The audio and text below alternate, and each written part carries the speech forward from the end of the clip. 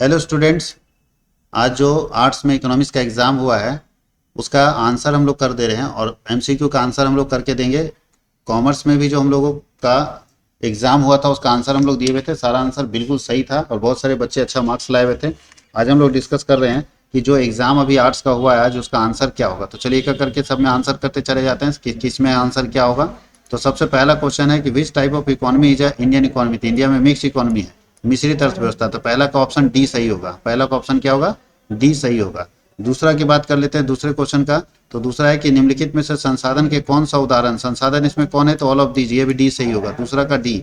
तीसरा का in which type of economy are economic activity organised by the government और centrally authorised. तो ये सी ऑप्शन सही होगा, सेंट्रली प्लान इकोनॉमी। चौथा क्वेश्चन है कि निम्नलिखित में से किस चक्र वक्र का ढाल ऋणात्मक होता है? तो बजट लाइन, बी सही होगा, चौथा का बी।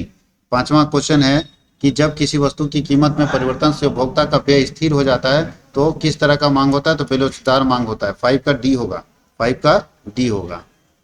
6 नंबर क्वेश्चन है,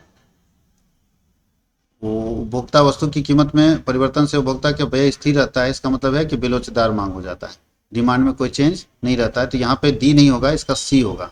5 का सही ऑप्शन सी होगा, ठीक है, 5 का सही ऑप्शन सी होगा। 6 नंबर का क्वेश्चन का सही आंसर, 6 नंबर का क्वेश्चन का सही आंसर ए होगा, 6 का ए होगा।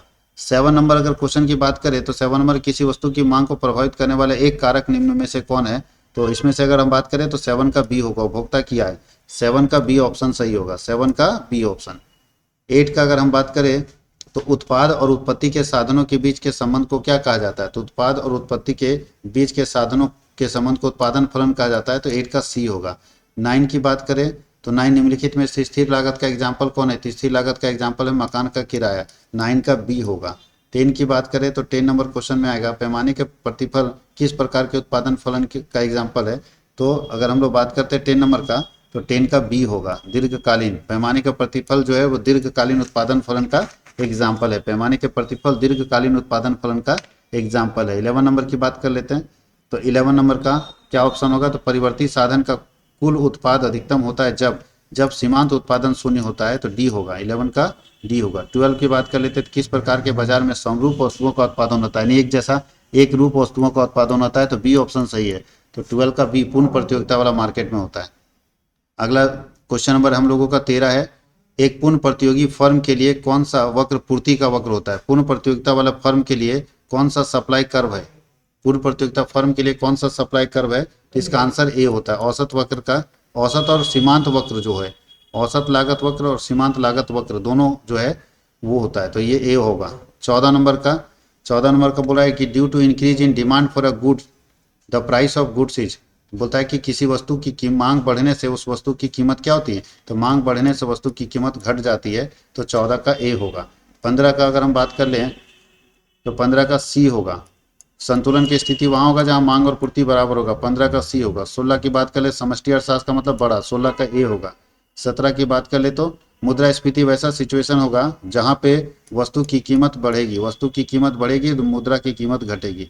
और बुक लिखा गया था बोला एक जनरल प्राइस थ्योरी ऑफ, ये कब लिखा गया था? ये लिखा गया था 1936 में, 1936 में लिखा गया था।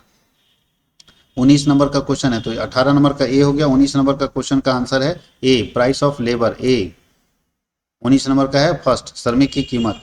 20 नंबर क्वेश्चन है फाइनल गुड्स कौन है? तो फाइनल गुड्स इसमें से डी ऑप्शन होगा, 20 नंबर का ऑप्शन डी होगा सही। 21 नंबर क्वेश्चन का आंसर है, 21 नंबर क्वेश्चन का आंसर सी होगा, आटे को बाजार में बेचना सर्विस एक्टिविटी के अंदर आता है।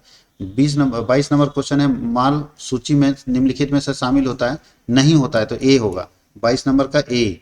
23 नंबर क्वेश्चन में हम लोग बात करें तो 23 नंबर में जीडीपी और जीएनपी दोनों में डी और एन का अंतर है, तो विदेशों से प्राप्त शुद्ध साधन आए, तो सी होगा इसका।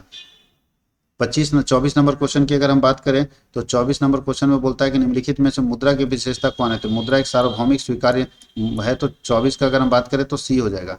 25 नंबर की बात करें तो किस बैंक को भारत का केंद्रीय बैंक बोला जाता है? तो रिजर्व बैंक ऑफ इंडिया को केंद्रीय बैंक बोला जाता है, तो 25 का डी होगा। 26 की अगर हम बात करें तो 26 का क्या होगा? 26 का भी डी होगा, क्योंकि 0 और 1 के बीच में किसका मान होता है? तो तीनों का मान 0 और 1 के बीच में होता है। 27 का सी होगा, 27 का सी होगा। अगर हम बात करें 27 नंबर का तो सी ऑप्शन होगा, ठीक है। 28 नंबर की बात करें तो 28 नंबर में बोला है कि फाइनेंशियल ईयर कौन सा? तो 1 अप्रैल से 31 मार्च, 28 नंबर का सी होगा।